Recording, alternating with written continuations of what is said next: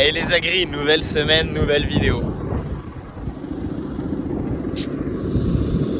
Je referme ça en montant en cabine tout de suite. Comme vous avez vu, c'est bizarre ce truc noir. Épandeur à engrais, on met du 0,20-20 ou 0,25-25, je sais plus. Dans la luzerne. Luzerne semence. Vous vous souvenez, il y a quelques semaines, on avait déjà intervenu dedans. Donc là, ce que j'ai fait, j'ai rempli mon granulomètre. En fait, c'est ce qui va me servir à régler cette machine parce que du 0,20-20, je crois que j'en ai fait il y a très longtemps. Donc je me souviens plus des réglages. Donc je remplis ma boîte sur la partie basse. On se met comme ça. On remue. Et c'est pour connaître la granulométrie en fait de ce qu'on va apporter. Après, on remet ça droit et on voit nos pourcentages. Donc inférieur à 2 mm, j'ai 0. Entre 2 et 3,3, j'ai 10%. Entre 3,3 et 4,75, j'ai 1, 2, 3, 4, 5, 6, 60%. Et après, 30%. Voilà, donc du coup j'ai fait ma granulométrie. Maintenant je prends l'application sur mon téléphone qui est de l'épandeur à engrais. Je tape ses caractéristiques, mon engrais. Et il va me donner la lettre à mettre dedans en fonction de ma vitesse d'avancement et en fonction de la dose hectare qu'on met. Donc là on met 0,20-20. On met 200 kg hectare. Comme ça on a une quarantaine d'unités. Voilà, c'est ce qu'il faut. Donc phosphore, potasse, élément nutritif qui n'est pas de l'azote. La luzerne étant une légumineuse, pas besoin de lui apporter d'azote, elle le fait elle-même. Là on apporte des éléments nutritifs pour la plante qui est le phosphore et la potasse. Donc ça va plus servir sur de l'enracinement, tout ça. Voilà, bon allez, il me faut mon téléphone maintenant pour pouvoir faire tous ces réglages. Je fais les réglages et bah, c'est parti. On commence les premiers apports d'engrais de l'année, c'est trop bien.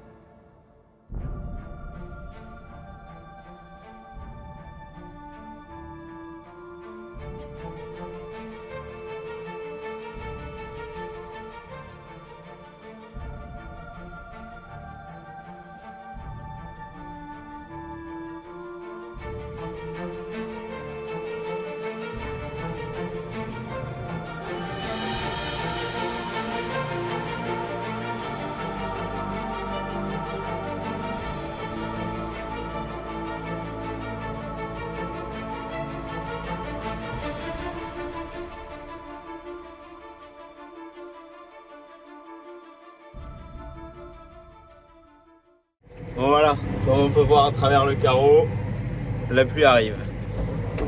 Donc c'est tout ce qu'il nous fallait parce que comme ça, l'engrais qu'on vient d'appliquer, il va commencer à... Surtout qu'il a lancé, je crois, que quelques millimètres, vraiment presque rien. Et après, normalement, on n'est pas de pluie pendant 10 jours. Donc c'est pas de pluie pendant 10 jours, ça va faire beaucoup de bien. On a les sols qui vont commencer à ressuyer et on va pouvoir réattaquer à faire des préparations de terre.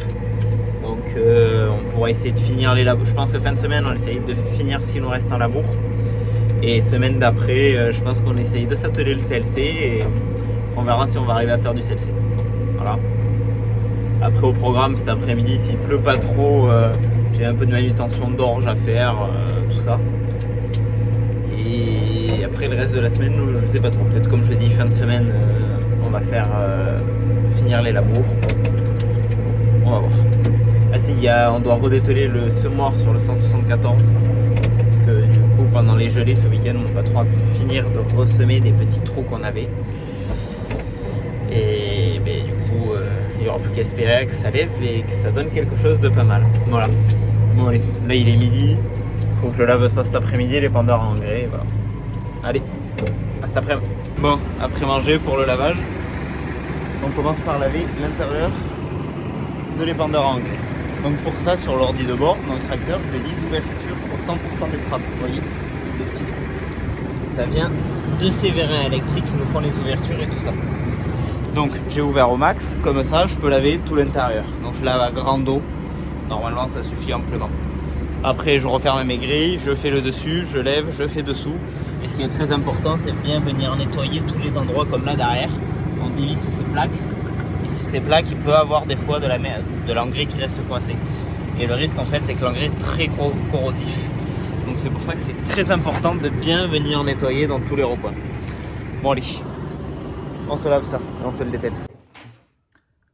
Bon voilà, je vous reprends maintenant. Je suis en train de vous faire le montage pour la semaine prochaine. Parce que l'on est dimanche, la vidéo de la semaine dernière est pour moi sortie hier. Donc je suis en train de vous faire le montage maintenant parce qu'on risque d'avoir une semaine assez chargée dû au fait que déjà il y a les manifestations. Et en plus on a les conditions météo qui ont changé. On risque de faire des labours la semaine prochaine et voire plus si on peut. Voilà, bon. Donc c'est pour ça que cette vidéo a coupé court, en tout cas sur les apports d'engrais, mon vlog de travail, parce qu'au final, fin de semaine, j'ai été très peu au travail. Pour les manifestations. Donc je suis parti aller soutenir mes amis, tout ça, mes voisins, et soutenir le milieu agricole lors de nos manifestations. Donc c'est pour ça que vous avez plus trop de vlogs, vous avez pas le reste de ma semaine, parce qu'au final, j'ai pas fait grand chose. Et j'ai pu vous prendre des petits extraits de toute la manif, tout ça, que vous allez avoir juste après. Mais je vais pas rentrer dans les détails de pourquoi, comment, etc. Parce qu'il y a déjà beaucoup de monde qui en ont parlé sur les réseaux sociaux, sur YouTube et sur toutes les plateformes en fait, de toutes nos revendications, tout ça. Donc pour ça, je vais pas rentrer moi en plus dans les détails. J'ai vu que ce matin, Bastien a sorti sa vidéo. Franchement, elle est top. Donc je vous conseille d'aller voir sur la chaîne YouTube de Stervio. Vous, si ça sort samedi, c'est sorti dimanche dernier, du coup, pour vous. Et franchement, super vidéo, c'est assez émouvant, il y a de l'explication, tout ça. Et après, il y a beaucoup d'agri-youtubeurs qui ont fait des vidéos là-dessus. Donc voilà, moi je vais pas rentrer dans ce sujet-là, je vois pas l'intérêt de reparler des choses que tout le monde a parlé. Mais je vous laisse quand même sur quelques petites images des manifestations sur Cahors. Et je vous dis à samedi prochain pour une nouvelle vidéo du coup. Allez, je vous laisse sur ça.